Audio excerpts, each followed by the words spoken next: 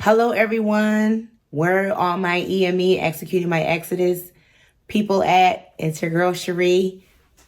We are here for another Monday motivational mental health moment. We are still in the month of October. Today, I want to focus on Domestic Violence Awareness Month, which is still going on. And I want to pose the question to motivate you out there, men and women. When is enough enough? When we speak about mental health and our mind space, how much capacity we have to take certain things, to hold certain things, and I'm talking about verbal abuse, being told that you're not good enough, being told that you're not adequate enough, being called names like stupid or, lazy, fat, incapable, a sorry excuse for a woman, a sorry excuse for a man. When people use comparative language, which is comparing you to their mama, their ex, they'll even go as far as talk about the Bible. Like, you're not really a woman of God according to the Bible. You're not really a man of God. They'll pick apart your lifestyle, your job, your income. A lot of men are victims of domestic violence when it comes to verbal abuse, sometimes from their spouses or even their girlfriends for some men, when they talk about money and they say, oh, my girlfriend's husband makes more money than you, or my dad made more money than you, or I make more money than you. You're supposed to be the man of the home. You're broke. You don't ever buy me nothing. The spirit of comparedness is what I call it, where people constantly compare what they're doing and what others are doing to what you're not doing. Kind of just being infuriated, made to feel inferior. There's only so much that a person can take. So I want to pose the question and motivate you to think about, when is enough enough?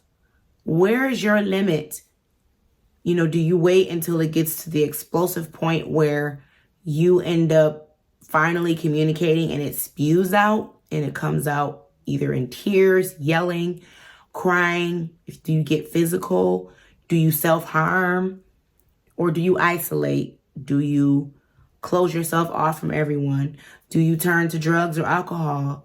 Do you go to sipping wine? Do you excessively exercise? What happens when you get to your point?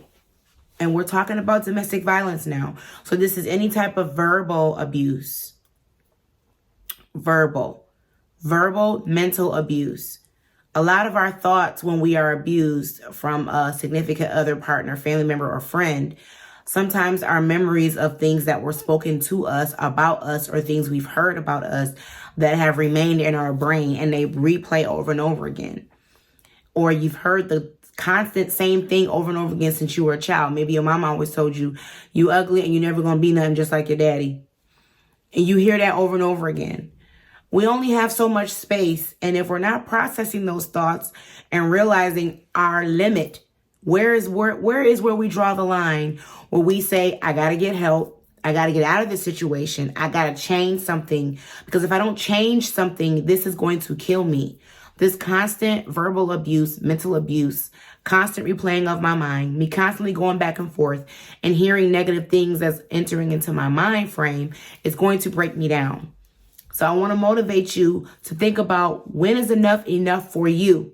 Because your limit is different than others. And I really want you to be aware of the steps you need to take when identifying you've reached your limit. Some of you may already have reached your limit.